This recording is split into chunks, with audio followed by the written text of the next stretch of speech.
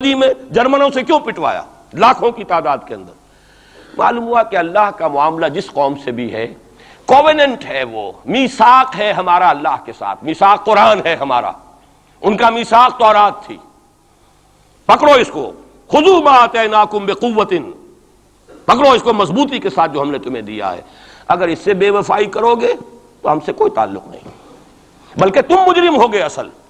باقی لوگوں کے پاس تو کتاب ہے نہیں، شریعت ہے نہیں، دین ہے نہیں، ان کو تو پہنچانا تمہارے ذمہ تھا، تم تو ان کو کیا پہنچاتے، خود اس سے بے وفائی کر بیٹھے ہو۔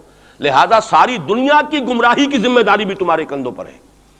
یہ ہے وہ جرم جس کی بنا پر سزا ملے گی، سزا کے مستحق ہیں ہم، اور ہم میں سب سے بڑھ کر عرب ہیں جن کی مادری زبان عربی ہے، جن کو صرف نحو پڑھنے کی ضرورت نہیں قرآن سمجھنے کے لیے، وہ تو از دل خیزت بر دل ریزت، براہ راست کمیونیکیشن قرآن سے ہو رہی ہے۔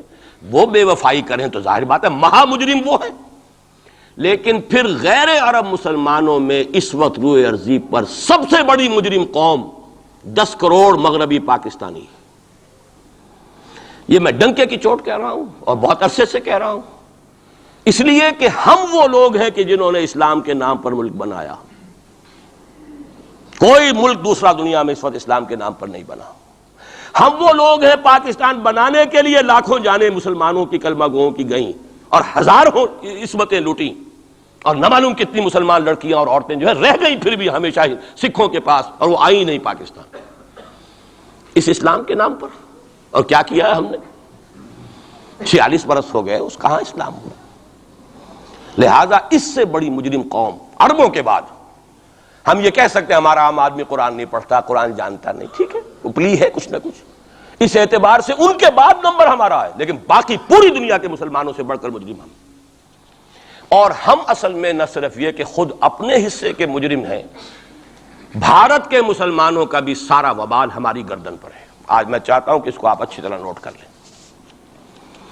بھارت کے مسلمانوں نے، جسے آپ فرض کفایہ کہتے ہیں، نماز جنازہ فرض کفایہ، چند لوگوں نے بھی کسی مسلمان کی نماز پڑھ لی تو سب کی طرف سے ادا ہوگی، کسی نے بھی نہیں پڑھی تو سب مجرم ہو جائیں گے، بستی کے سب لوگ مجرم ہوں گے۔ بھارت کے مسلمانوں نے فرض کفایہ ادا کیا جب پاکستان بنوا دیا آپ کو، اور اس کی قیمت آج بھی وہ دے رہے ہیں، کھلے نعرے لگ رہے ہیں، مسلمان کے 2 استھان، پاکستان یا قبرستان، تیسرا کوئی جگہ نہیں۔ ڈنکے کی چوٹ کہا بابری مسجد کے بعد LK اڈوانی نے، ہم ساری مسجدیں گرا دیں گے ہندوستان کے اندر، کوئی مسجد باقی نہیں چھوڑے۔ ڈنکے کی چوٹ، اعلانیہ، یہ سب کچھ ہو رہا، اور یہ نعرے تو نہ معلوم کب سے لگ رہے ہیں، اور نہ معلوم کب سے میں یہاں ان مسجدوں کے اندر بھی اور اپنی تقریروں میں وارن کرتا رہا ہوں کہ کیا وہاں ہو رہا ہے، لیکن ہمارے تو کان پر جوں نہیں ریگتی۔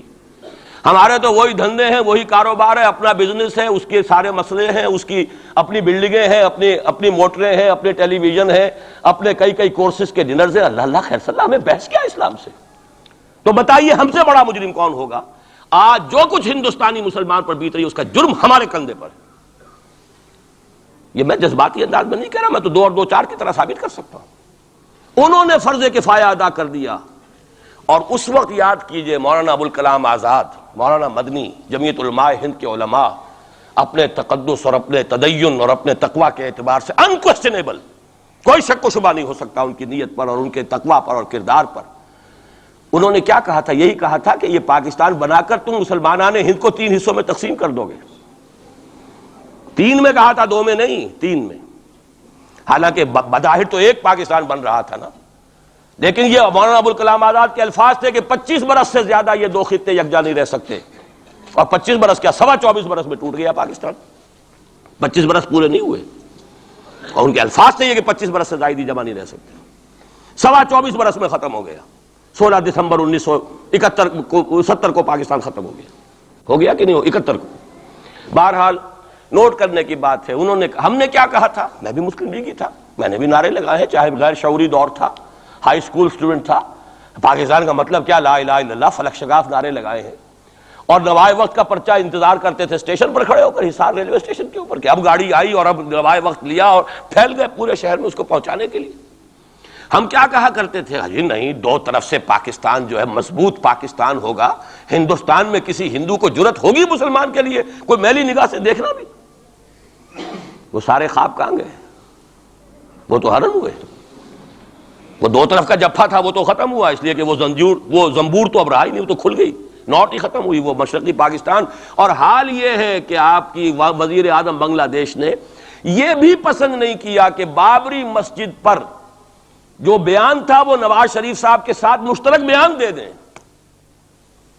یہ اشتراک بھی دنیا کے سامنے نہ آ جائے کہ مشرقی پاکستان سابقہ اور اس وقت بنگلہ دیش کی وزیر اعظم اور مغربی پاکستان جو اب وٹ ریمینز آف پاکستان کے تحت صرف پاکستان ہے، اس کے وزراء اعظم نے مشترکہ بیان دے دیا۔ یہ بھی نہیں آنا چاہیے، یہ حال ہے ہمارا۔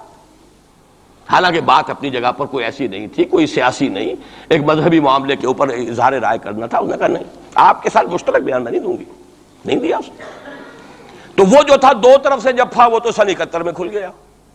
جو ہمارا حال ہے وہ تو ہونا ہی تھا۔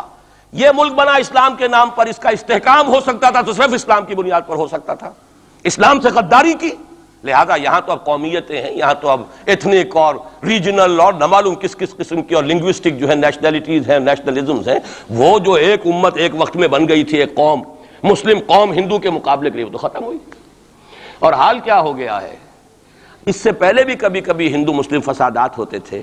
کیا سندھ سے مسلمان نہیں پہنچ جاتا تھا وہاں ریلیف کے لیے؟ کیا پنجاب سے اور سرحد سے مسلمان نہیں جاتے تھے؟ بہار نہیں گئے تھے؟ کیا کانپور کی مسجد شہید ہوئی تھی 1915 میں تو پوری ہندوستان سے مسلمان نہیں پہنچ گئے؟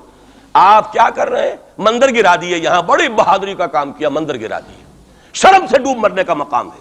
یہاں بھی گویا کہ ہم اپنے عمل سے اسلام کی مخالفت کر رہے ہیں۔ اسلام تو اجازت نہیں دیتا، آپ کسی اور کے جرم کی سزا کسی اور شخص کو نہیں دے سکتے۔ ہمارے پاس تو یہ سیکریٹ ٹرسٹ ہیں، یہ لوگ ذمہ وہ اپنے آپ کو منواتے نہیں، لیکن ہمارے تصور سے، اسلام کے تصور سے ذمہ ہیں۔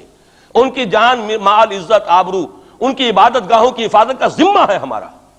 ایک بڑی بہادری کی ہے، ذرا سوچئے تو صحیح، کیا دنیا نے سوچا ہوگا؟ اور نتیجہ کیا نکلا؟ اگر کسی درجے میں بھی بابری مسجد کی شہادت پر کوئی دنیا میں کوئی رائے عامہ ہو سکتی تھی کوئی ہندوستان کے خلاف، ختم ہو گئی۔ جو انہوں نے کیا 10 گنا تم نے کر لیا۔ تم نے ایک مسجد گرائی ہے، تم نے اتنے 100 کہتے ہیں، پتہ نہیں، مجھے تو معلوم نہیں 100 گرائے کتنے گرائے ہیں، بہرحال جتنے مندر تھے تم نے گرا دیے۔ فرق کیا ہے؟ ایک کردار ہے تمہارا، ایک ہی تمہارا اخلاق ہے، ایک ہی تمہارا معیار ہے، کوئی فرق ہی نہیں۔ بلکہ وہاں تو کم سے کم یہ تو ہے، دنیا کی آنکھوں میں دھول ڈالنے کے لیے کم سے کم یہ کہ فارن منسٹری جو ہے اس نے ریزائن کیا، ہم نے مان لیا جی ہم نہیں کر سکے، ہم مجبور ہیں۔ حالانکہ سب ان کی اجازت سے ہوا ہے، بلکہ ان کی ملی بھگت سے ہوا ہے۔ لیکن یہ کہ کلیان سنگھ نے فوراً استعفیٰ دے دیا، منسٹری ختم۔ پھر وہ بھارت کی مرکزی حکومت نے اور بھی پارٹیز کو بھی بین کر دیا، اور اس کے بعد یہ ہے کہ انہوں نے حکومتیں بھی 3 اور صوبوں کی توڑ دی۔ وہ تو سرخرو ہو گئے پوری دنیا کی جو رائے عامہ ہے، ہم اس کے سوا کیا کر سکتے ہیں؟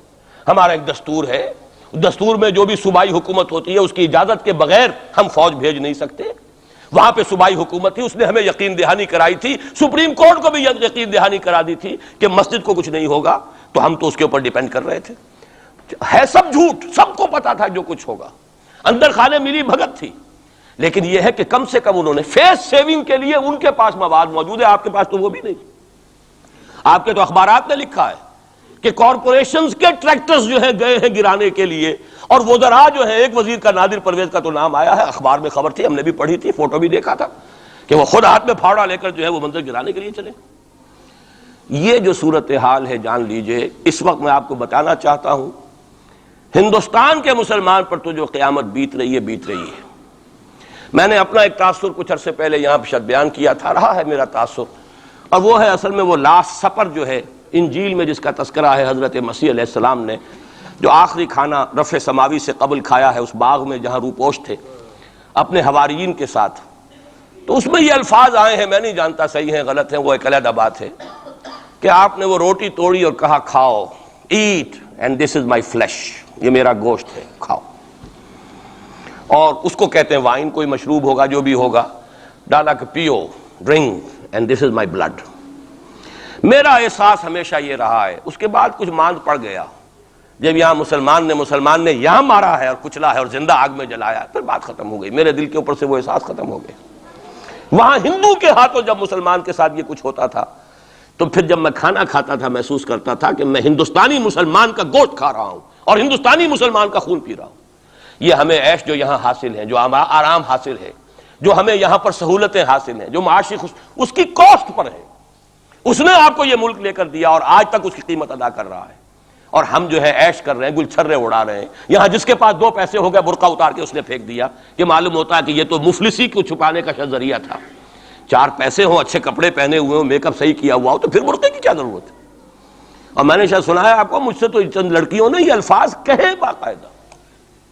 میں جب پریکٹس کرتا تھا لاہور میں کرشن نگر میں، تو ایک گھرانے کی، اور مجھے معلوم ہوا کہ ان کے والد انتہائی نیک تہجد گزار.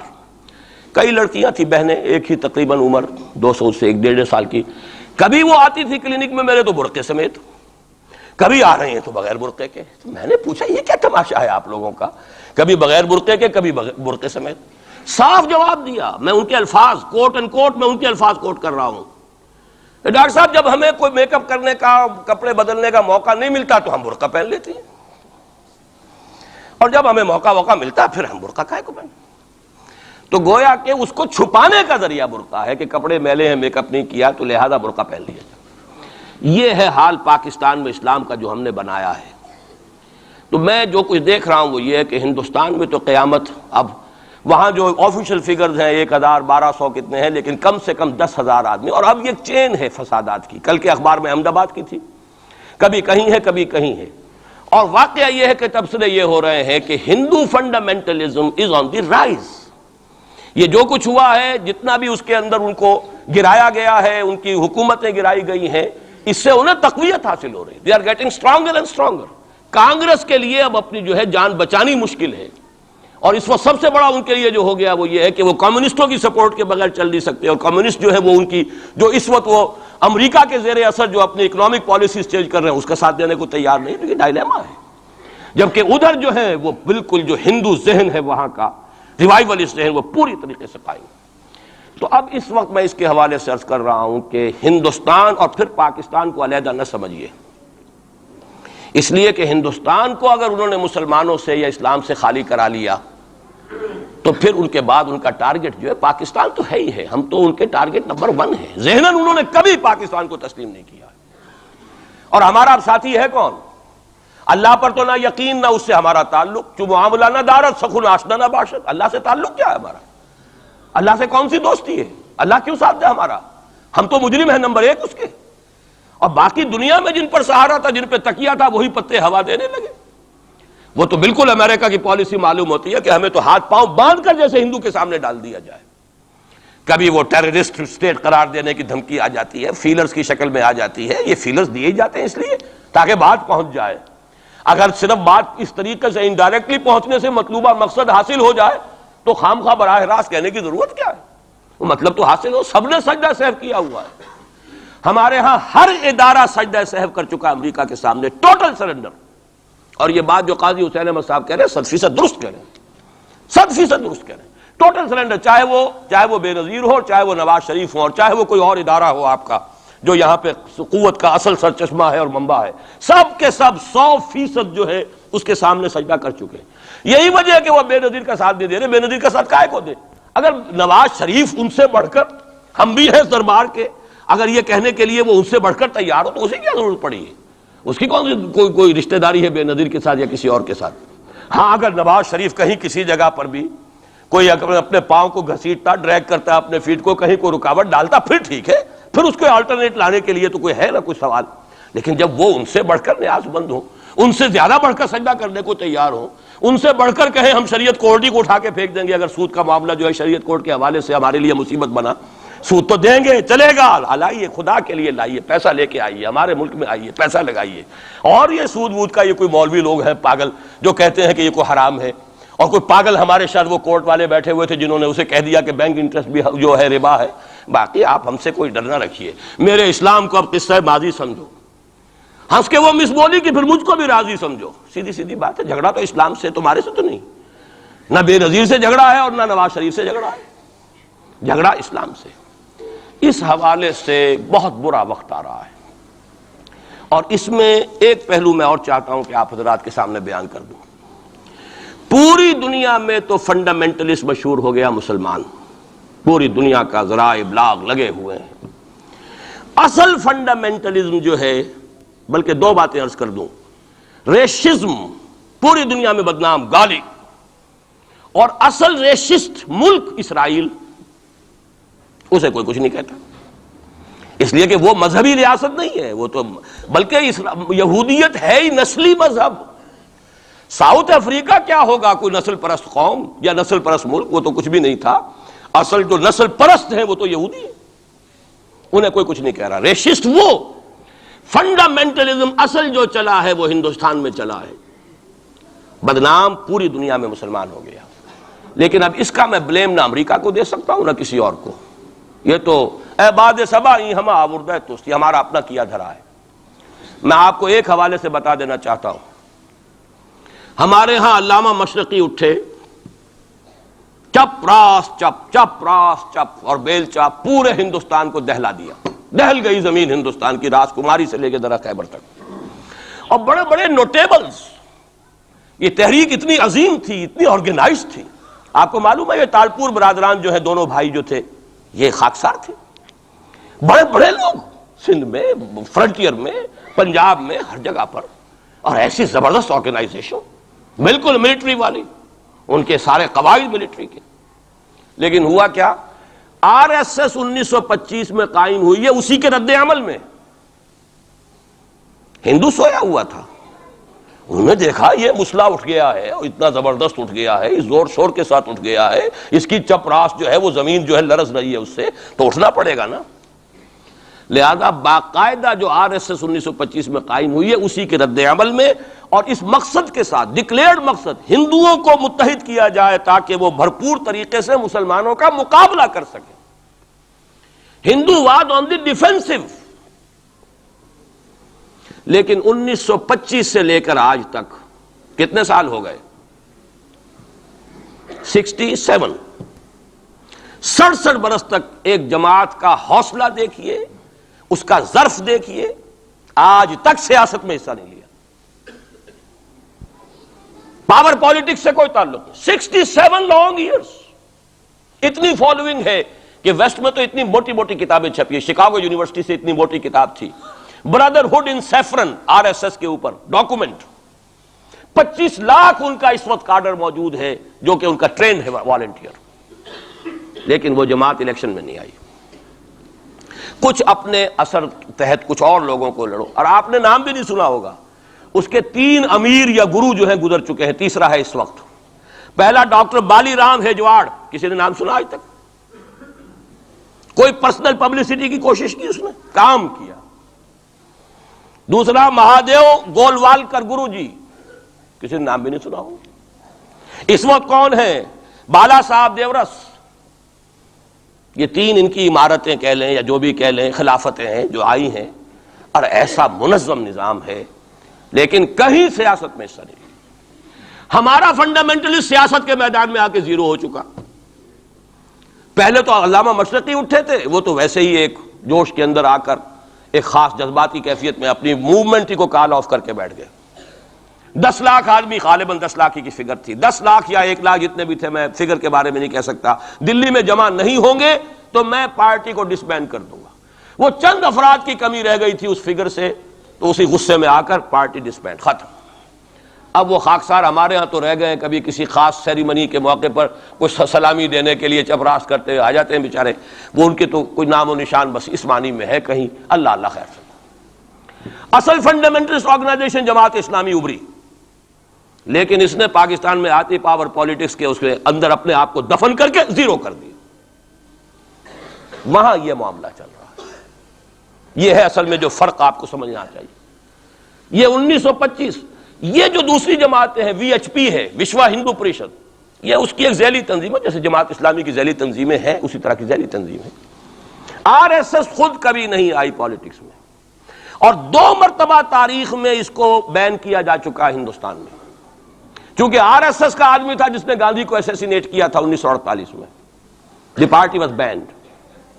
اس کے بعد جب اندرا گاندھی کا دور آیا ہے وہ ایمرجنسی کا، اس میں بھی پارٹیز اس نے بین کی تھی، آر ایس ایس بھی بین ہوئی ہے، لیکن ہر مرتبہ پہلے سے زیادہ ابھر کر آئی ہے وہ۔ اور آج یہ سب کے سب وی ایچ پی والے، بی جے پی والے، یہ سب در حقیقت آر ایس ایس کے آدمی، اور یہ ان کا ڈکلیئرڈ ایم اب بن چکا ہے، اور حالات جو ہیں ہم اس سزا کے بالکل مستحق ہو چکے ہیں۔ اسیاں سے کبھی ہم نے کنارہ نہ کیا، لیکن تیری رحمت نے گوارا نہ کیا۔ یہ تو ہو سکتا ہے اب بھی ہم اسی اللہ کی رحمت پر تو ادھار کھا سکتے ہیں، لیکن واقعہ یہ ہے کہ ہم اس سزا کے بالکل مجرم ہو چکے ہیں اور مستحق بن چکے ہیں، اور نظر یہ آ رہا ہے کہ اب حالات ہمارے لیے زیادہ سے زیادہ پیچیدہ سے پیچیدہ، مشکل سے مشکل، اور زیادہ سے زیادہ جو ہے گمبھیر ہوتے چلے جا رہے ہیں۔ بھارت میں ہندو فنڈامنٹلزم بڑی تیزی کے ساتھ ایک طوفانی شکل کے اندر آیا ہے، اور بھارت میں تو مسلمان تنظیم کوئی ہے ہی نہیں۔ آپ کے شاید علم میں آیا 2 جماعتیں بین کر دی، جماعت اسلامی بین۔ ارے جماعت اسلامی بھارت کی جو اصل جماعت ہے وہ تو ایک علمی کام کرنے والی، دعوتی کام کرنے والی، قرآن مجید کے تراجم شائع کی سیاست میں تو ہے ہی نہیں ہوا، لیکن یہ کہ اس کا اور سوال ہی پیدا نہیں ہوتا ٹیررزم کا یا کسی درجے میں بھی کوئی اس طرح کی ایکٹیویٹی جماعت اسلامی۔ لیکن وہ ہے نا کہ وہ ترازو کا ایک پلڑا اگر ادھر 3 کو بین کیا تو ادھر بھی 2 تو ہوں کم سے کم، وہ جماعت اسلامی بھی بین ہوگی۔ ہاں کشمیر میں جماعت اسلامی کا ایک رول ہے، لیکن کشمیر کی جماعت اسلامی علیحدہ جماعت اسلامی ہے، وہ ہندوستان کی جماعت اسلامی سے اس کا تعلق نہیں ہے۔ جیسے پاکستان کی جماعت اسلامی، مشرقی پاکستان یا بنگلہ دیش کی جماعت اسلامی، ہندوستان کی جماعت اسلامی اور کشمیر کی یہ 4 علیحدہ ہیں بالکل، ان کا آپس میں تنظیمی رابطہ کوئی نہیں۔ کشمیر کی جماعت اسلامی یقیناً ہے، اور یہ سمجھتا ہوں میں، اور یہ صحیح بات ہے، بعض تبصرہ نگاروں نے لکھی بھی ہے کہ اصل میں اس وار سے انہوں نے کشمیر کے مسئلے میں جب یہ بین کیا ہے وہاں کی 3 ہندو جماعتوں کو، تو اس کے ساتھ ہی 2 مسلمانوں کو ایک لپیٹ میں لے کر پارٹیز کو، تو کشمیر میں جو جماعت اسلامی چونکہ ابھی تک وہ بینڈ نہیں تھی، اور جماعت اسلامی کا آرگنائزیشنل جو ہے بیکنگ مل رہی تھی حزب المجاہدین کو، جو وہاں پر جو بھی اس وقت جو جد و جہد کر رہی ہے، لہذا اس کو کمزور کرنے کے لیے کیا ہے۔